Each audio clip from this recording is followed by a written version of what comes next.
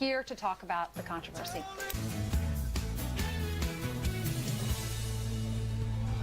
Good Monday morning. Welcome back to Fox and Friends. Now, time for some headlines. In just hours, the Supreme Court could rule on whether to enforce President Trump's border order. The issue is the pause on citizens from Muslim-majority nations about religion or national security. The Trump administration says the order allows time to come up with a tougher vetting process. Those against it have until this afternoon to file a response. And terrifying moments in the air as a packed plane makes an emergency landing overnight after a massive hole rips in the engine during takeoff. It got really loud and it was like I feel blessed that it wasn't much worse than it looked. The China Eastern flight to Shanghai forced to circle for an hour before landing safely back in Sydney. No word on the cause. And terror leader Oscar Lopez Rivera cheered and booed while being honored at New York's Puerto Rican Day Parade. His group claimed responsibility for more than 100 bombings across the U.S. This as Puerto Ricans overwhelmingly voted to become the 51st state. Congress has the final say on whether that happens. Ainsley? Thanks, Jillian. Well, outrage over a New York City play portraying the president assassinated on stage and paid for in part by your tax dollars. Laura Schaefer of AM 970 The Answer, the radio show, saw this year's Shakespeare in the Park, and she joins us now to talk about it. Laura, what did you see? Julius Caesar, a Shakespeare production, what did you see that surprised you and appalled you? Yeah, well, I was expecting it to be a classic rendition of Julius Caesar. So when I arrived, the stage was set very modern, very American, had classic American images in the background, and I knew it was going to be different. And of course, we know Julius Caesar's character as the lead. When that character was brought forth and it was Donald Trump, I mean, they didn't specifically say it, but his hair, blonde, reddish, had the tie tied too long. He was obviously the leader. Knowing where that was going, I was appalled. Because you know then that the character is assassinated midway through the play. And to see that portrayed in Central Park was just too far. What was the reaction from the crowd? The liberal New York crowd. I think they accepted it and were fine with it. It was funny, it was entertainment, but to me, he's the president of the United States. He's in an office that should be respected, like him or hate him.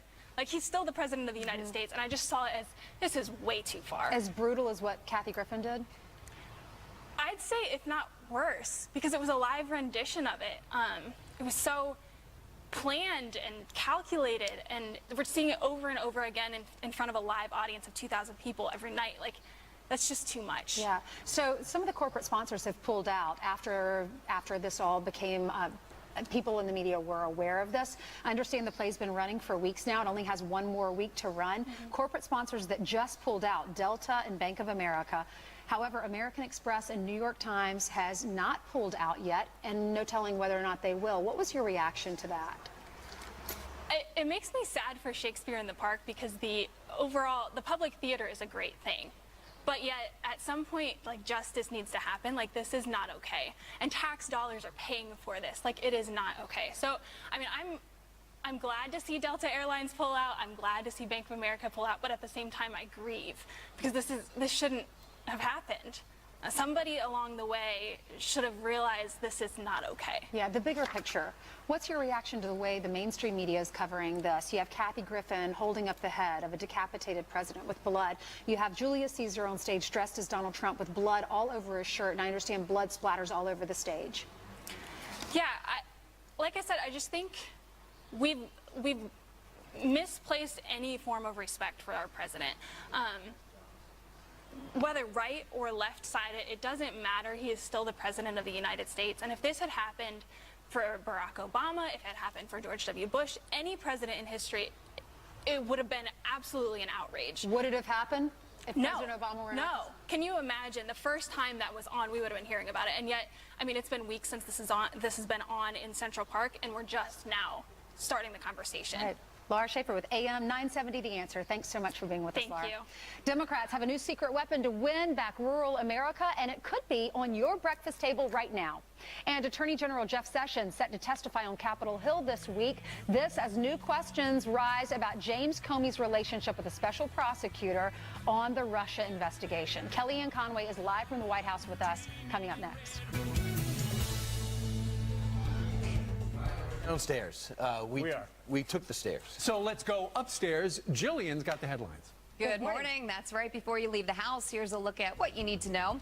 It's a miracle no one was killed. That's what an Illinois community is saying after a devastating explosion destroys 2 homes and damages more than 50 others.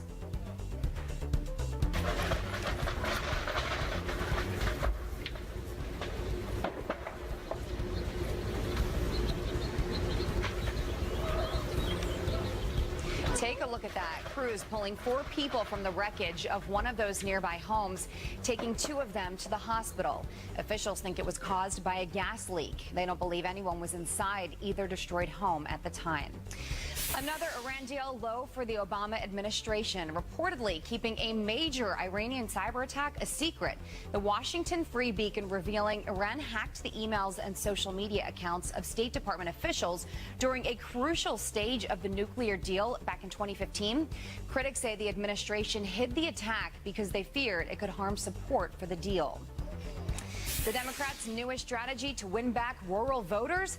Declare war on almond milk. Wisconsin Senator Tammy Baldwin is heading a bill called the Dairy Pride Act. It would ban the use of the word milk on certain plant-based drinks. The Democrat says fighting for local issues will help win other voters in dairy country ahead of her re-election run next year.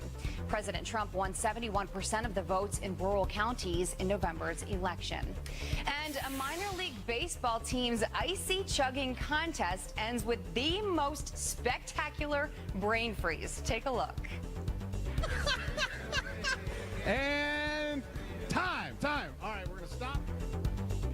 Oh my gosh, look at him. This young kid fighting through excruciating pain to win the Memphis Redbirds contest. The team tweeting their support after the game, writing, quote, "Our man was not going to be denied in the icy chugging contest no matter the cost." So we have to give a huge congratulations to him for sticking through that. That is and so winning. cute, though. I know. You know, the remedy for brain freeze is you're supposed to put your tongue on the top. Doesn't work. Oh, really? It does. No, it doesn't not Let's work. try it work. right now. Yeah. Let's get a nice. Buy me a slushie. Do y'all Look at get the him. brain freeze or do y'all get the throat freeze? I've never had the brain freeze, actually, just the throat. Wow, burn. congratulations. Brain freeze is one of the worst things that could ever It happen. really is a pain up here. Yeah, I've never felt that. It better It's not your whole cause head. brain damage because we're all in trouble now.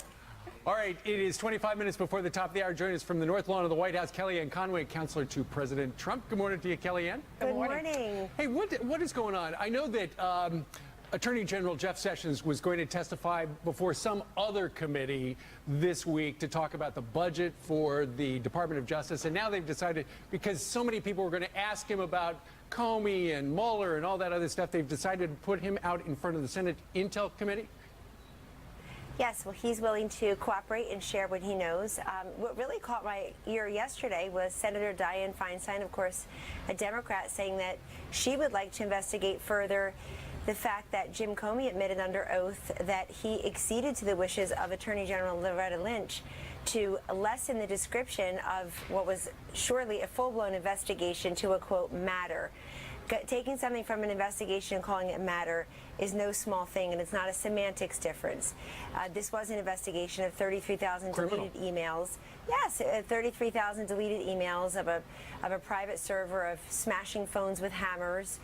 The last time I smashed my phone with a hammer, I wasn't trying to not conceal evidence. So I really like the fact that we're talking about both attorneys general right now, because I think the untold story from last Thursday's testimony it reflected very poorly on members of the Obama administration as well.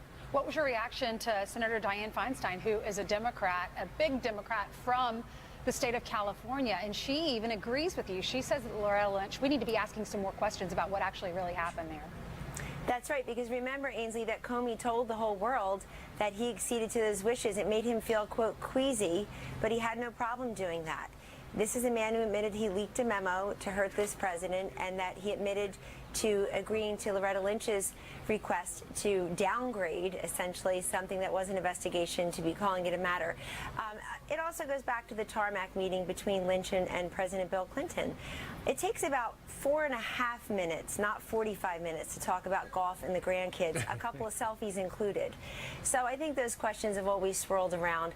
And I think what Senator Feinstein as a Democrat did is very refreshing, because the Democrats, now they basically say the word Russia more than they say America. Right. They are obsessive about this. They are obstructionist.